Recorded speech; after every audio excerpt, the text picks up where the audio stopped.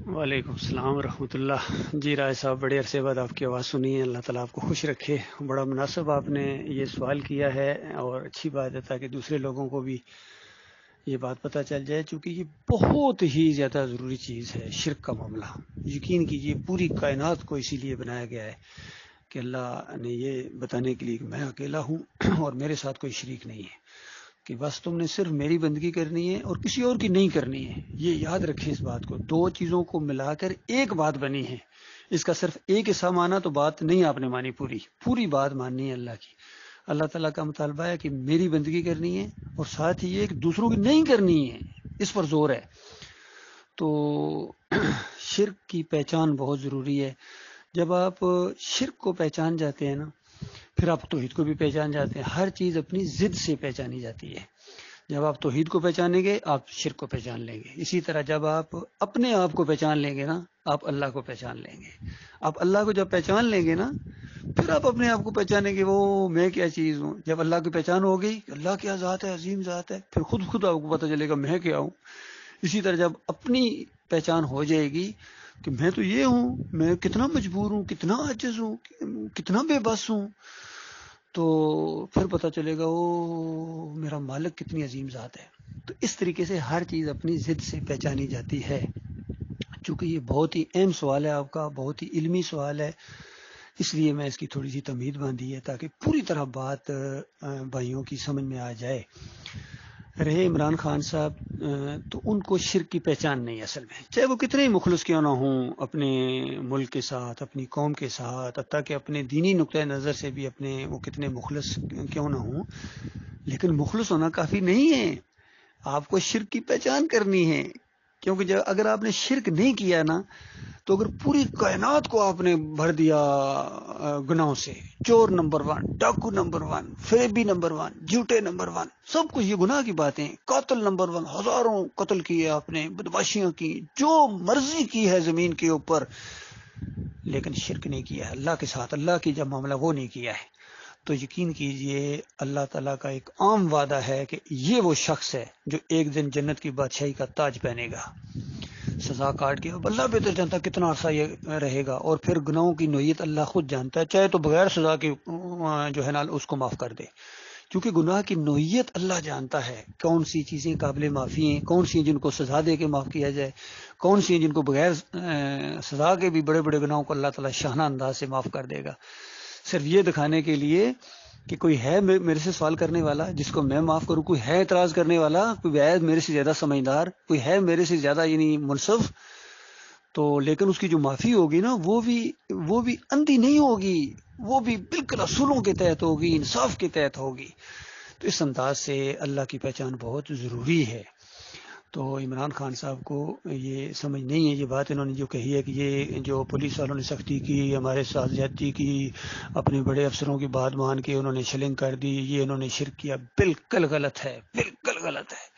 اس کو ظلم کہو، اس کو زیادتی کہو، اس کو ان کی مجبوری کہو، ساری باتیں ہیں۔ جس طرح ایک حدیث کے اندر آتا ہے، نبی علیہ السلام نے جب بتایا، عائشہ پہلے نبی علیہ السلام نے کہا کہ قیامت سے پہلے کعبہ کو ڈھانے کے لیے ایک لشکر آئے گا۔ یہ بات کی بات ہے، یعنی یہ ابرا کے لشکر کی بات نہیں ہو رہی، اس کے بعد کی بات ہے، ابھی آئے گا یہ وقت اس زمین کے اوپر، اور اللہ تعالیٰ اس پورے لشکر کو زمین کے اندر دسا دے گا۔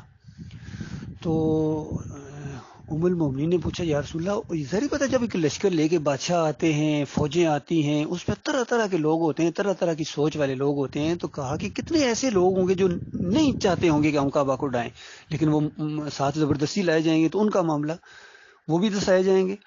تو نبی علیہ السلام نے فرمایا، دسائے تو سارے جائیں گے، لیکن قیامت کے دن اپنی اپنی نیت کے مطابق اٹھیں گے۔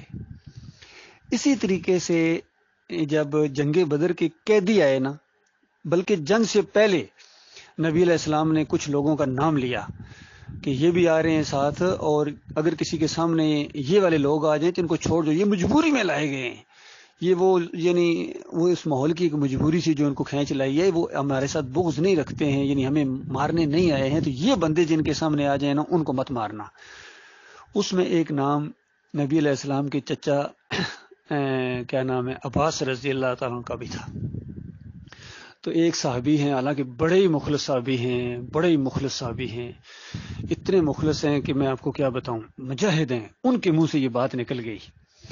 یہ تھے حذیفہ رضی اللہ تعالیٰ عنہ، حذیفہ بن عتبہ یہ بہت بڑا سردار تھا، اس کے بیٹے تھے، یہ ایمان لے آئے تھے اور ہجرت کر کے آئے تھے، بہت ہی مجاہد آدمی تھے۔ اور جب اس کے باپ نے جنگ بدر میں بعد میں پکارا تھا مبازرت کے لیے کہ ہے کوئی، تو یہ سب سے پہلے انہوں نے کہا یا رسول اللہ مجھے اجازت دیجیے، میرا چچا سامنے ہے، میرا بھائی بھی سامنے ہے اور میرا باپ سامنے ہے، مجھے اجازت دیجیے، میں آگے بڑھتا ہوں۔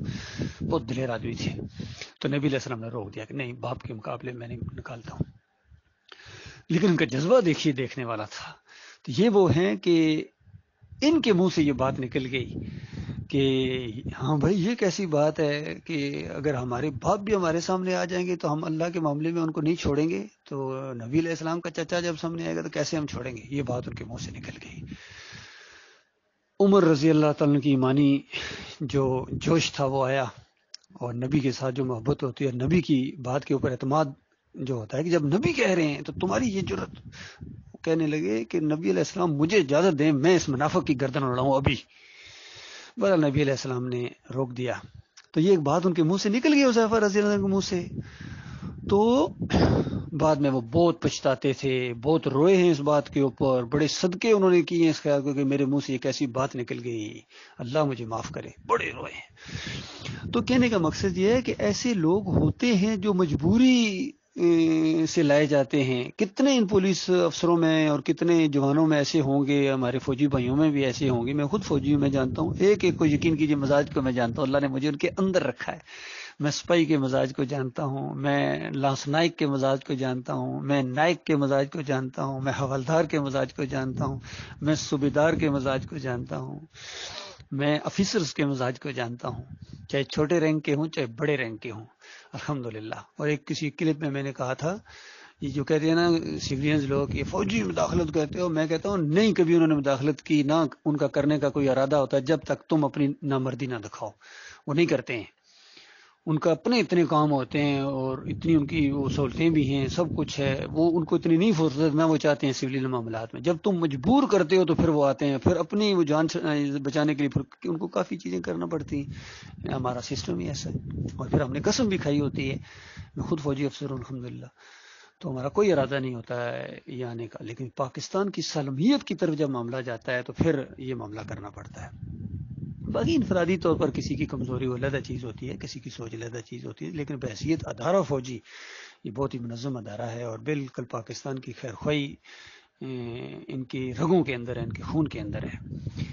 تو یہ معاملہ ہے کہ یہ شرک نہیں ہے۔ عمران خان جب کہتے ہیں نا کہ یہ جنہوں نے گولیاں چلائیں، جنہوں نے اپنے افسروں کی بات، نہیں، شرک ہے۔ ہاں ظلم کہہ سکتے ہیں، زیادتی کہہ سکتے ہیں، بھول کہہ سکتے ہیں، گناہ کہہ سکتے ہیں، جو بھی کہہ، شرک نہیں ہے اس کو شرک کہنا۔ ہاں جو ان کا اپنا شرک ہے اس کو شرک نہیں مان رہے، خود جا کے اس قبر کے اوپر، مزار کے اوپر جا کے سجدہ کیا عمران خان صاحب نے، اور لوگوں نے اعتراض بھی کیا ہے کہ کامران اینکر ہے، اس نے انٹرویو لیا اور ساتھ ہی اس نے کہا کہ آپ تو بڑے مذہبی، آپ نے کیوں سجدہ کیا؟ تو آگے سے عمران خان صاحب کہتے ہیں وہ سجدہ نہیں ہے، سجدہ نہیں ہے، یعنی وہی بات، مرا ہوا نہیں ہے، اکڑا ہوا ہے وہ جناب، یہ سجدہ نہیں ہے، یہ وہ محبت کے اندر میں نے نیچے بوسہ دیا ہے۔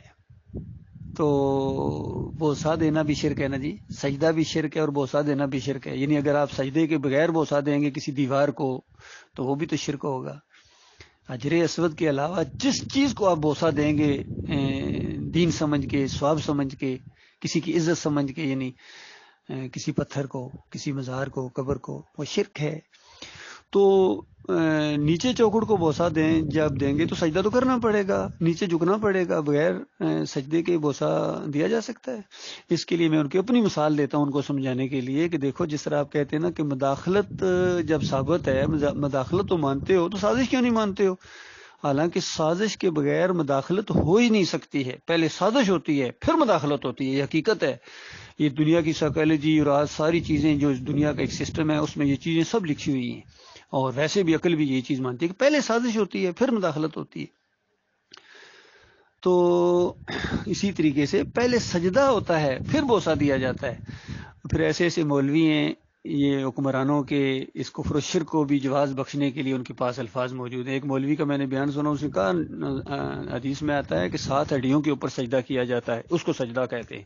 میں نے دیکھا تھا جب عمران خان جو کہتے تو ایک انگلی تھوڑی سی اٹھی ہوئی تھی، ایک ہاتھ تھوڑا سا اٹھا ہوا تھا، پیچھے سے تھوڑا سا ہاتھ اٹھا ہوا تھا، تو یہ سجدہ ہے ہی نہیں۔ تو مولوی ہر چیز کو ثابت کر دیں گے، جو مرضی ثابت کر دو ان کو۔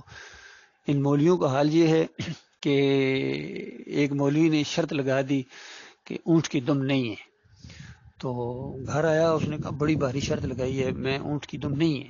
وہ بیوی بھی اس نے کہا مولوی مارے گئے آج، اونٹ کی دم ہے اونٹ کی دم ہے، تو تم شرط ہار جاؤ گے۔ اس نے کہا نہیں، میں مانوں گا ہی نہیں۔ اس نے کہا اگر پورے مجمع کے اندر انہوں نے اونٹ کی دم تمہارے ہاتھ میں پکڑا دی تو پھر کیا کرو گے؟ کہنے لگا کہ میں اونٹ کی دم پکڑ کے لہرا لہرا کے کہوں گا نہیں ہے نہیں ہے نہیں ہے۔ یہ حال ہے مولویوں کا، اور بالکل یہی حال ہے ہمارے عمران خان صاحب کا۔ نہیں مانتے کوئی چیز، ان کے دماغ کے اندر ایک دفعہ آ جائے نہیں مانتے ہیں، اپنی سوئی ان کی اٹی اڑ جاتی ہے تو ابھی اس چیز کو نہیں مانتے ہیں شرک۔ ہاں اللہ کرے اللہ ان کا دل کھول دے، کیونکہ جس چیز کو وہ جس طرح سمجھتے ہیں وہ اس پر بڑے ذرا سٹینڈ کرتے ہیں اور بڑے اچھے انداز سے پھر اس کو بیان بھی کرتے ہیں۔ جس چیز کو بھی وہ صحیح سمجھتے ہیں بہت اچھے انداز سے بیان کرتے ہیں۔ اللہ تعالیٰ نے ان کو بہت صلاحیت دی ہوئی ہے، بولنے کی صلاحیت ہے، جرت ہے، اور ٹیکنیکل چیزوں کو ڈیل کرنا ان کو بڑی بہت ہی زیادہ، یعنی ان کو اللہ نے یہ صلاحیت دی ہے۔ اللہ تعالیٰ ان کو ایمان کی سمجھ دے دے، ایمان خالص کی جب سمجھ دے دے۔ لیکن حالات ادھر ہی جا رہے ہیں۔ اگر ان کے اندر واقعہ ہی اخلاص ہوا، اور یاد رکھیں یہ اخلاص اللہ کے لیے جب ہوگا تب ان کو ایمان ملے گا۔ وہ اگر ملک کے لیے مخلص ہیں انتہا درجے، قوم کے لیے مخلص ہیں انتہا درجے، تو اگر دین کے لیے مخلص نہیں ہے تو یہ ایک نیگیٹو چیز ہے، کیونکہ اللہ کے مقابلے میں دوسروں سے اس طرح محبت جس طرح اللہ سے محبت۔ کتنی تکلیفیں اٹھا رہے ہیں، اتنی تکلیفیں، اتنی بےزتیاں، جتنی عمران خان نے یعنی باتیں سنی ہیں، بےزتیاں ہوئی ہیں، گالیاں سنی ہیں، کاش یہ اللہ کی اگر راستے میں ہوں تو میں کہتا ہوں اس سے زیادہ خوش قسمتی کوئی نہیں ہے۔ لیکن یہ خالص ملک کے لیے، اس کا تعلق صرف دنیا کی حد تک ہے، دنیا میں اس کا فائدہ ہوگا ان کو بہت بڑا، یعنی ان کو اسی چیز کا تو فائدہ ہوا ہے، قوم کس طرح ان کے ساتھ ہو گئی ہے، نوجوان ان کے ساتھ ہو گئے ہیں۔ لیکن اب پرابلم یہ ہے کہ اب جو یہ لیڈ کر رہے ہیں یہ دینی نقطہ ایمان تو ہے نہیں ہے، تو جو بھی مرتا جائے گا آگ میں، جو بھی مرتا جائے گا آگ میں، کیونکہ کوئی بریلوی مر رہا ہے، کوئی دیوبندی مر رہا ہے، کوئی اہل حدیث مر رہا ہے، مشرکانہ عقیدے کے اوپر مر رہے ہیں۔ خود یہ صوفیزم ہے، ان کا اپنا عقیدہ صوفیوں والا ہے، خود یہ امام زامن بنواتے ہیں شیعوں کو خوش کرنے کے لیے۔ میں نے خود اپنی آنکھوں سے دیکھا ہے، پٹا انہوں نے بنوایا یا علی مدد کا بازو کے اوپر، صرف شیعوں کو خوش کرنے کے لیے۔ ان کے سامنے نعرہ حیدری یا علی مدد کے نعرے لگائے جاتے ہیں اسٹیجوں کے اوپر، ان کو کوئی دینی غیرت نہیں آتی ہے، کیونکہ دین کی سمجھ نہیں ہے، ایمان کی سمجھ نہیں ہے۔ پھر بڑی بات کتنی، یہ گانا بجانا، میوزک، شرکیہ نعتیں، دما دم مست کلندر، علی دا پہلا نمبر، جھولے لال میری، یہ سارے شرکیہ چیزیں ان کے سامنے ہوتی ہیں، اس کے اوپر یہ جھومتے ہیں۔ پھر خواتین کو نچانا، ان کو یہ سارے برہنہ چیزیں، بے پردگی، یہ ساری شیطانی چیزیں ان کو نہیں نظر آ رہا۔ لیکن ان چیزوں کے بغیر یہ جمہوریت میں بندہ چل نہیں سکتا ہے۔ جمہوریت کا نظام ایسا مشرکانہ اور شیطانی نظام ہے کہ اس کے اندر تو یہ کرنا پڑے گا بھائی، یہی تو اس کا حسن ہے، یہی تو اس کا جو ہے نا یہ مزے ہیں اس کے اندر۔ تو یہ معاملہ ہے، باقی اللہ بہتر جانتا ہے۔ اگر ان کے اندر اللہ کے لیے کچھ خلوص ہوا تو اللہ تعالیٰ اس گندگی سے کسی عین موقع پر، ہو سکتا ہے مرنے سے 1 منٹ پہلے، 1 سیکنڈ پہلے، میں کہتا ہوں وہ جو حدیث میں آتا ہے، وہ جو غرہ جسے ہماری زبان میں کہتے ہیں سانس لگ گئے، وہ سانس لگنے سے اگر 1 سیکنڈ پہلے، چند سیکنڈ پہلے اگر کسی کو احساس ہو جائے، اس وقت بھی اگر وہ کہہ دے یا اللہ میرے سے غلطی ہوگی تو مجھے معاف کر دے، یقین کیجیے وہ ایسا مالک ہے، وہ معاف کر دے گا اور سارے گناہوں کو نیکیوں کے اندر بدلی کر دیتا ہے۔ اللہ کے بندو غور کرو کتنا غفور رحیم مالک ہے، وہ ایسا مالک ہے۔ لیکن جو مر گیا، اس کا آخری سانس آ گیا اور وہ اس نے توبہ نہیں کی ہے، بس گیا، چھٹی ہو گئی، ساری کائنات کو اگر اس نے نیکیوں کے ساتھ بھر دیا تو ہمیشہ کی آگ میں رہے گا۔ اور اللہ تعالیٰ نے سمجھایا کہ تم کیا چیز ہو، یہ میرے انبیاء ہیں، سورہ الانعام پڑھو، سورہ زمر پڑھو، سارے انبیاء کا ذکر کیا اللہ تعالیٰ نے۔ اگر یہ بھی شرک کرتے تو میں ان کا نامہ اعمال برباد کر دے جا۔ تو غور کرو اللہ کے بندو، یہ آپ کے اس مختصر سوال کا میں نے تھوڑا سا تفصیلی جواب دیا ہے تاکہ سارے میرے بھائیوں تک اور جہاں جہاں تک یہ آواز پہنچے۔ میری یہی آپ سے گزارش کا ہو تو گزارش ہے، نصیحت سمجھو تو نصیحت ہے، اور ہمدردی سمجھو تو میری ہمدردی ہے۔ ترس آتا ہے میرے پیارے بھائیوں کہ اتنا کچھ کرنے کے باوجود، تجدید گزاری کے باوجود، حج اور عمرے کرنے کے باوجود، اور انتھک محنت کرنے کے باوجود ہمیشہ کی آگ کے اندر اتار دیے جاؤ گے. ہمیشہ ہمیشہ وہاں رہنا پڑے گا. لانتیں بھیجو گے ایک دوسرے کے اوپر. ووٹر اپنے لیڈروں کے اوپر لانتیں بھیجیں گے, جوان اپنے افسروں کے اوپر لانتیں بھیجیں گے, یہ پیچھے مقلدین اپنے علماء کے اوپر لانتیں بھیجیں گے, اور پھر وہ ان کے اوپر بھیجیں گے, بے ایمانو تم نے ہمیں مروا دیا, کیونکہ تمہاری وجہ سے تم ہمارے جھنڈے بلند کرتے, تم نعرے لگاتے, تم کہتے تھے آگے بڑھو ہم تمہارے ساتھ ہیں, تمہاری وجہ سے ہم اور شرک و کفر کے نظام میں آگے بڑھیں, اور آج یہاں, اور پھر تم یہاں جب دوڑے آئے ہو ہمارے اوپر لانتیں بھیجتے ہو, تو اس طرح ایک دوسرے کے اوپر لانتیں بھیجیں گے ہمیشہ کے لیے. اللہ تعالیٰ اس خوفناک انجام سے اپنی پناہ میں رکھے. میرے پیارے بھائیوں, میں آپ کا بھائی ہوں, میں مولوی نہیں ہوں, میں پیر نہیں ہوں, میں کوئی سیاسی لیڈر نہیں ہوں. میرا دل دھڑکتا ہے آپ کے ساتھ, مجھے ترس آتا ہے آپ کے اوپر. یہ کتنے لوگ سیلابوں کے اندر دیکھے نہیں جاتے, ایسی ایسی فیملیاں ڈوب گئی ہیں, ایسے ایسے مکانات گرے ہیں.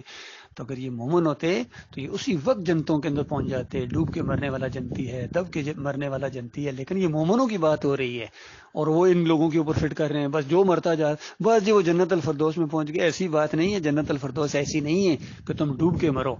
تو آج انڈیا میں بھی تو سکھ بھی ڈوب کے مر رہے ہیں, ہندو بھی ڈوب کے مر رہے ہیں. قوم نوح تو پوری کی پوری ڈوب کے مری تھی, کیا وہ سارے شہید ہو گئے تھے؟ نہیں بھائی, یعنی اسی شرک کی وجہ سے تو وہ عذاب آیا تھا. تو تم جس وجہ سے, جس جرم کی وجہ سے تمہارے اوپر وہ عذاب آیا ہے, تو وہ عذاب جب آئے گا تو تم شہید ہو گے, جنت میں چلے جاؤ گے. یار کوئی تھوڑا سا خیال کرو, عقل کرو, ذرا سا دماغ ٹھیک کرو میرے پیارے بھائیو. کیا ہو گیا تم لوگوں کو؟ مالکم لا ترجون للہ وقارا, تمہیں کوئی وقار نہیں ہے, کوئی عزت نہیں اللہ کی, اللہ کے ساتھ شریک ٹھہراتے ہو. تمہارے مزار ڈوب گئے, تمہارے بابے ڈوب گئے, پیر صاحب کی بڑی بڑی بلڈنگیں ڈوب گئیں, ٹوٹ گئیں, کوئی ذرا نہیں. لیکن جیسا دیکھنا یہ ختم ہو جائے گا, ظاہری بات ہے, ہر چیز کا ایک وقت ہے. جیسا یہ ساری چیزیں ختم ہو جائیں گی, پھر یہ مینڈکوں کی طرح نکلیں گے سارے. جیسے مینڈک نہیں برسات کے بعد نکلتے ہیں, ٹرین ٹرین کرتے ہیں, یہ سارے پیر نکلیں گے باہر. مولوی دیکھنا بیان شروع کر دیں گے کہ کوئی کہے گا اللہ کی آزمائش تھی, کوئی کہے گا دیکھا وہ دریا اصل میں وہ سارے جو آیا تھا نا ہمارے علاقے میں, بابا جی کے دربار کو سلامی کرنے آیا تھا. اس طرح کے بیانات دیں گے یہ ظالم, اور پیچھے اندھے یہ جانور جو مرید ان کے, وہ سارے مان لیں گے بالکل صحیح, پیر صاحب زندہ باد, پیر صاحب زندہ باد. یہ کچھ ہونے والا اللہ کے بندوں.